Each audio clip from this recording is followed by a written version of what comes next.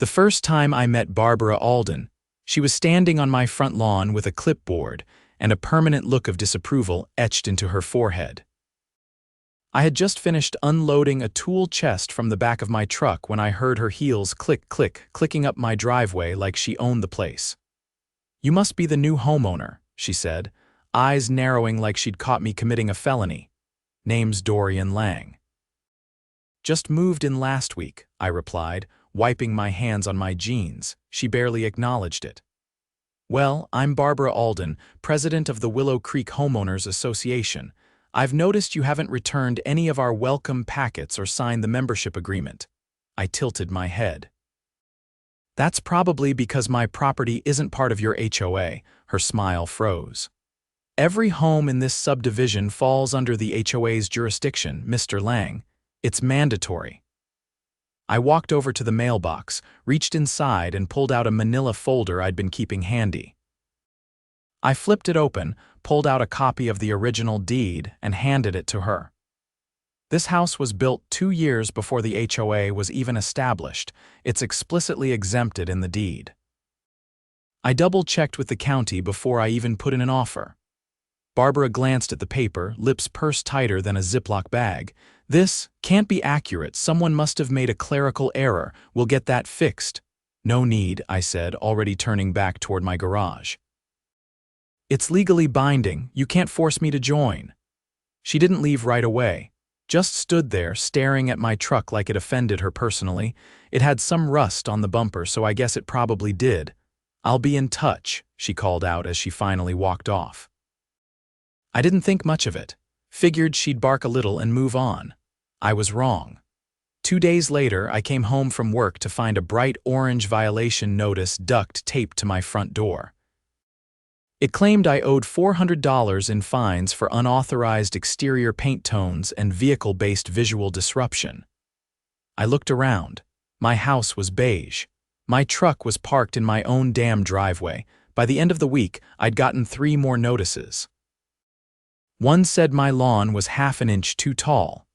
Another cited non-regulation trash bin placement, whatever that meant. That's when I realized Barbara wasn't going to let this go. She wasn't just some overzealous HOA president, she was on a power trip, and she didn't like being told no. But I wasn't about to roll over for her. This was my property, and she had no say over it. I'd already started collecting every notice she posted, photographing them, and logging the dates. I even installed a camera above my front door, just in case she pulled something sneakier. It didn't take long for things to get even weirder. One night, around 11, I caught a shadow moving across my front yard. I checked the footage the next morning, and there she was. Barbara, flashlight in hand, pacing around my driveway like she was casing the place. I printed the footage and added it to my folder. Next time she came by, I'd be ready. I didn't have to wait long for Barbara to make her next move. 3 mornings later, I stepped outside to find a bright red toe tag hanging from the back bumper of my truck. The paper flapped in the wind like a warning flag, stamped with the HOA logo and a forged-looking signature at the bottom hers. I yanked it off and walked the perimeter of my driveway, looking for anything that might justify the tag. Nothing. No signs, no restrictions, no city ordinance violations. Just my truck, parked squarely inside my private property. When I got to work at the auto shop, I called the county clerk's office during lunch. The woman on the line confirmed what I already knew. The HOA had no jurisdiction over my property, and any action they took against it, especially involving towing, wasn't just baseless, it was illegal. That night, I installed a second camera, this one angled toward the street. If anyone so much as touched my truck, I'd have it all on record. The next morning, at exactly 5:22, headlights swept across my living room ceiling. I shot out of bed and looked through the blinds. A flatbed tow truck was idling in front of my driveway, and a man in a reflective vest was unloading chains. I grabbed my folder of documents and marched outside barefoot, adrenaline already kicking in. "What the hell do you think you're doing?" I shouted, holding up the folder. The tow driver looked up, startled. "I got a work order signed by the HOA president." Said you were in violation and the vehicle needed to be removed. You're trespassing, I said, stepping between him and the bumper. This is private property. I've got the deed right here, and I've already confirmed with the county that the HOA has no authority over this address. You hook that chain and I'll have you charged with theft. He paused, eyes flicking from me to the house, then back to the clipboard in his hand. I don't want trouble, man. I'm just doing a pickup. Then pick up your clipboard and go, I said. Before I call the sheriff, he didn't argue. Just muttered something under his breath and climbed back into the cab. The tow truck rolled away without a sound, leaving only tire tracks and my pounding heart. I stood in the driveway for a long time before going back inside. The camera had caught everything. I downloaded the footage, labeled it, and added it to my digital evidence folder. At this point, it was starting to look more like a case file than a collection of neighborhood squabbles. At lunch, I called a friend of mine, Lydia Grant. She was a municipal attorney I'd known since high school, and she owed me a favor for helping her fix her transmission last winter. I explained the situation, step by step. Sounds like she's operating under color of authority, Lydia said. If she's issuing fake violations or interfering with your property, that's not just civil, it's criminal. You think it's worth filing a report? Absolutely, and I'd document everything. Paper trail, video, timestamps. If she keeps pushing, we'll take it to the DA. I spent the next 2 days compiling every piece of evidence I had. I printed out the county's zoning maps, historical HOA boundary filings, and my grandfathered deed. I organized every fake violation notice, every photo, every minute of surveillance footage. Then I dropped a copy off at the sheriff's department with a signed statement. I didn't hear anything for a few days, but Barbara noticed. The next Sunday, I came home from the grocery store to find 3 of her board members standing at the edge of my lawn. One of them, a tall guy with a Bluetooth earpiece and a blazer far too formal for a cul-de-sac, stepped forward. "We'd like to speak with you," he said. "Make it fast." He glanced at the others, then said, "Barbara's been under a lot of stress lately. She may have overstepped in some ways, but this neighborhood thrives on unity. We'd prefer to resolve things amicably." "Amicably," I said, setting the grocery bags down on the porch. "She tried to have my property seized, forged documents, trespassed. She sent a tow truck onto land that doesn't belong to her. There's no need to escalate this further," he said. "We could offer you a limited agreement, reduced dues, no active enforcement. A courtesy membership. You want me to pretend I'm part of your HOA so she can save face?" I asked. "Think of it as keeping things civil." I stepped forward and looked him dead in the eye. Civil would have been knocking on my door like a normal person instead of sending a tow truck at dawn. Civil would have been respecting a legal deed, not forging documents. You want civil? Then tell Barbara to stay off my property. They left without another word, but that wasn't the end of it. The next week, I started getting letters, not from the HOA, these were anonymous. No return address. Just plain envelopes with vague threats typed in all caps. "Join or pay the price. You're not welcome here. We know what you're doing." I turned them over to the sheriff. They opened a harassment case and assigned a deputy to patrol the area intermittently. I didn't expect much from it, but it was something. Then came the breaking point. One night, I was sitting in the garage working on a carburetor when I heard a loud crack outside. I ran out to find the driver's side mirror on my truck shattered, glass on the pavement, and a brick lying beside it. The camera had the whole thing. A hooded figure running up from the street, hurling the brick, then disappearing into the darkness. I gave the footage to the sheriff's office the next morning. This time, they took it seriously. By Thursday, Barbara was served with a restraining order. The investigating deputy told me they couldn't yet prove she threw the brick, but the harassment and trespassing were enough to warrant court action. That weekend, the neighborhood buzzed like a kicked anthill. Homeowners huddled on sidewalks, whispers flying. A few even came by to thank me for standing up to her. Turns out, I wasn't the only one she'd steamrolled. She'd find a retired couple for planting native flowers in their own garden. told a single mom her kid's basketball hoop was damaging community aesthetics. Even tried to block a veteran from flying the American flag because the pole was too tall. They'd all paid up or caved in. Now they were seeing someone fight back and win. The next board meeting was open to the public. I went, not to speak, just to sit in the front row and make it clear I wasn't going anywhere. Barbara walked in 10 minutes late, looking rattled. Her usual clipboard was replaced by a manila folder stuffed with loose papers. She avoided eye contact. Several seats down, one of her own board members stood up and announced he was resigning. "Too much liability," he said, "and frankly, I'm tired of cleaning up other people's messes." I didn't say a word the entire meeting, I just watched. Barbara adjourned early, citing personal matters. As people filed out, I caught sight of something on the bulletin board near the door, a flyer for a petition to recall the HOA board. Someone had already tacked on 15 signatures. Change was coming, and for once, it didn't start with the people in charge.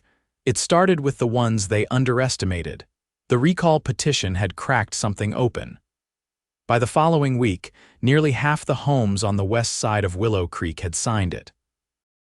People who'd once kept their heads down were now comparing stories over fences and swapping copies of their violation notices in driveways. I didn't lead anything. I didn't have to. All I'd done was draw a line, and Barbara had stomped right over it. Then things escalated again. It started with the surveyor. He showed up late Tuesday afternoon, a guy in a lime green vest with a laser transit and a clipboard, walking the perimeter of my yard like he was on a mission. I stepped outside and asked if he needed help. "I've been contracted by the Willow Creek HOA to verify boundary lines," he said, adjusting his tripod. "They're submitting an annexation update to the county office." I stared at him. "What exactly are they trying to annex?" He pointed toward the edge of my property. "According to the documents I've been given, this parcel and the adjacent two are being resubmitted for inclusion under revised bylaws." I didn't laugh. I just walked back inside, pulled up the county's GIS database, and checked the filings myself. Sure enough, a new request had been submitted just 2 days earlier seeking to reassign the zoning classification for my property and 2 others that had also refused to join the HOA. It wasn't just a power grab. This was a legal land grab. I called Lydia again. She picked up on the first ring.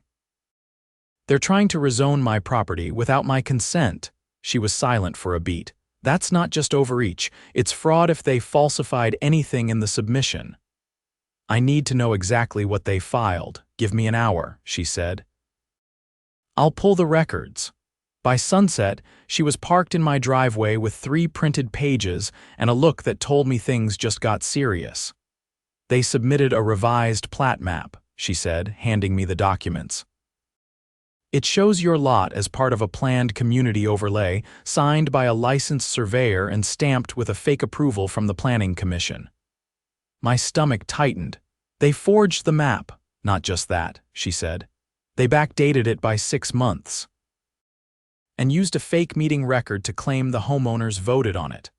I looked at the signature line on the bottom of the page. "Barbara Alden, HOA President."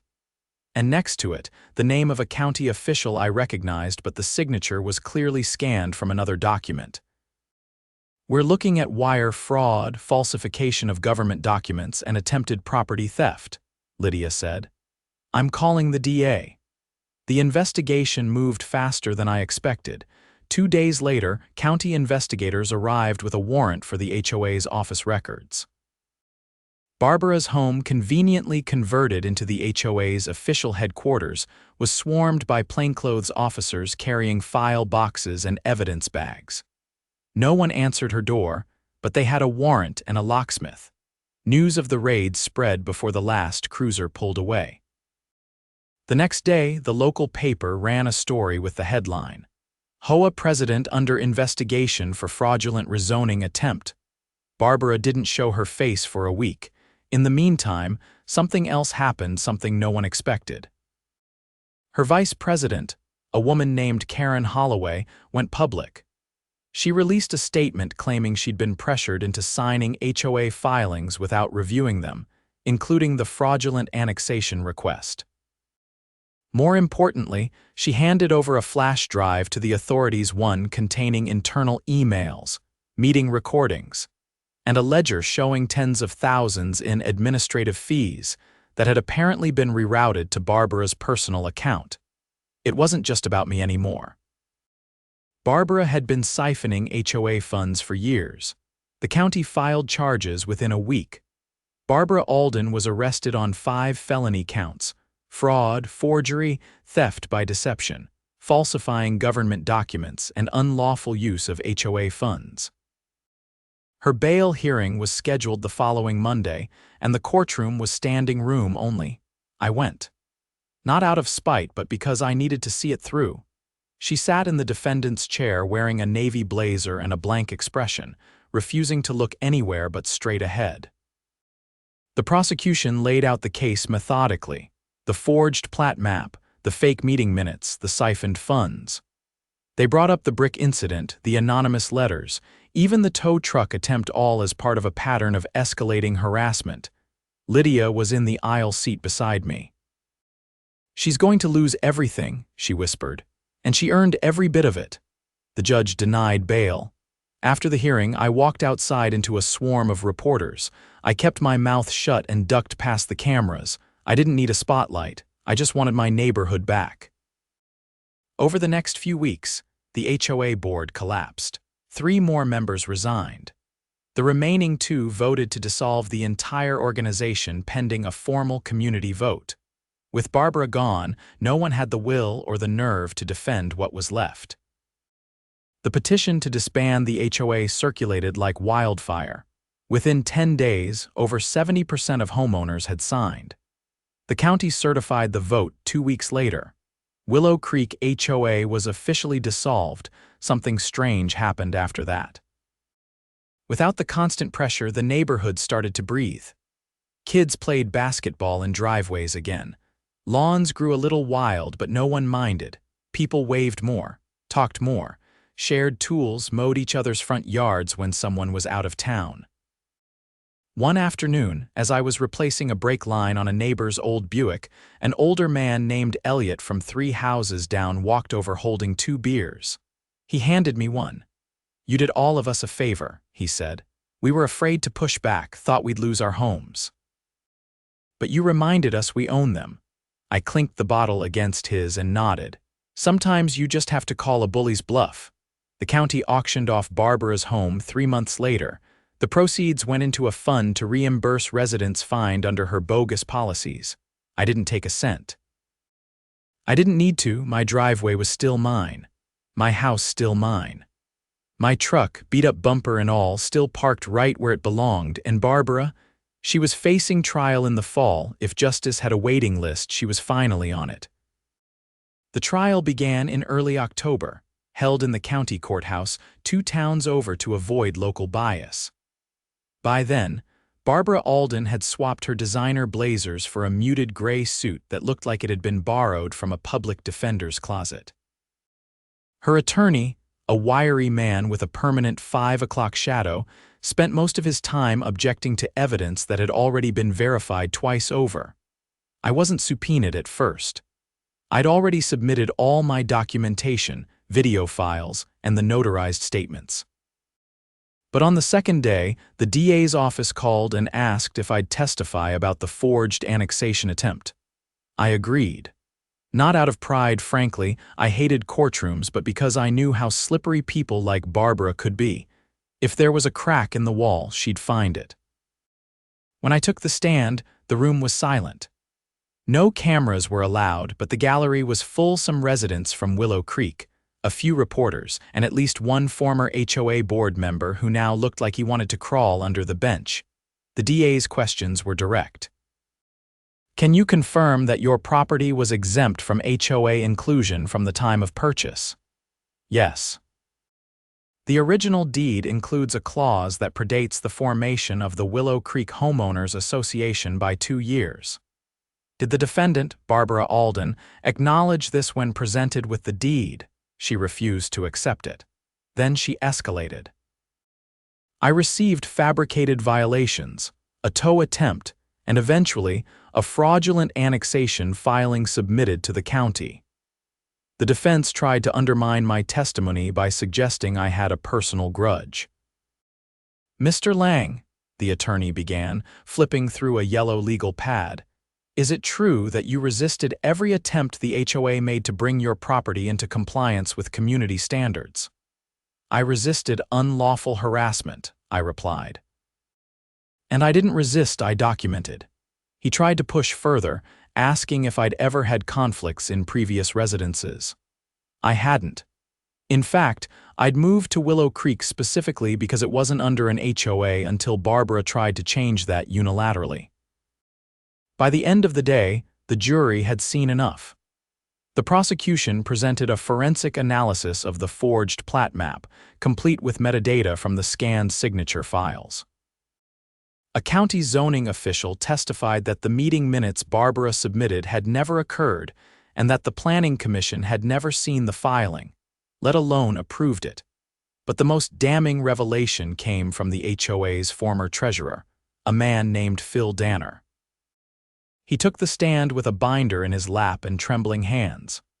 "I was told to sign off on expense reports that didn't match our actual spending," he said, his voice cracking halfway through. "Barbara said it was for legal contingencies and that we'd be reimbursed through increased dues. But the money never came back. It went into an account under her name." The prosecutor handed him a sheet of paper. "Is this the account?" Phil nodded. "That's the one. I didn't know it at the time, but it wasn't a business account. It was a private trust." The ledger showed that over the course of 4 years, Barbara had diverted over $80,000 in fines and fees into that trust. Some of it was spent on remodeling her kitchen. Other withdrawals coincided with spa visits and boutique purchases in another state. She never even tried to deny it. When the verdict came, it was unanimous, guilty on all counts. The judge sentenced her to 6 years in state prison with no possibility of parole for at least 3. She was also ordered to pay restitution to the residents of Willow Creek, every cent she'd taken, with interest. But that wasn't the end of it. In the months that followed, the county launched a full audit of every HOA operating within their jurisdiction. They found similar patterns in 2 other neighborhoods, not as bold but close. Fines issued without proper hearings, funds redirected into discretionary accounts. Barbara's case had cracked open a system that had long operated in the shadows. I didn't expect to be involved in what came next, but the county planning board reached out and asked if I'd consider serving as a community liaison, someone who could represent non-HOA homeowners in future zoning decisions. I agreed on one condition: that any future association formed within the county would require full transparency, open accounting, and a voluntary opt-in structure. They passed the measure in a 4-1 vote. Back in Willow Creek, things had already changed. The HOA was officially dissolved, and the common areas once controlled by Barbara's iron grip were handed over to a volunteer committee. The park was cleaned up, the community garden was reopened, and kids started using the basketball court again without fear of citations. One Saturday morning, as I was installing a new floodlight above my garage, a woman I barely knew from the next street over walked up holding a canvas bag. "Brought you something," she said, holding it out. "It's from a bunch of us." Inside was a small plaque carved from reclaimed wood. It read, "This neighborhood stood up because one man wouldn't sit down." I didn't say anything for a second. The breeze kicked up and the sound of a lawnmower drifted in from 2 houses down. "You guys didn't have to do that," I finally said. She gave a tired smile. "We know. But we wanted to." I hung the plaque in my garage right above the workbench. Winter came. The holidays passed. And by spring, the town council had begun drafting a new policy. Homeowners would be allowed to petition for the removal of any HOA found to be operating outside of its charter. No more forced memberships, no more hidden fines, no more unchecked authority.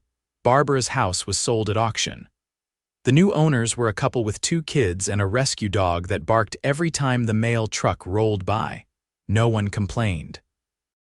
On a warm evening in May, I stood at the edge of my driveway with a few neighbors, watching the sun dip behind the rooftops.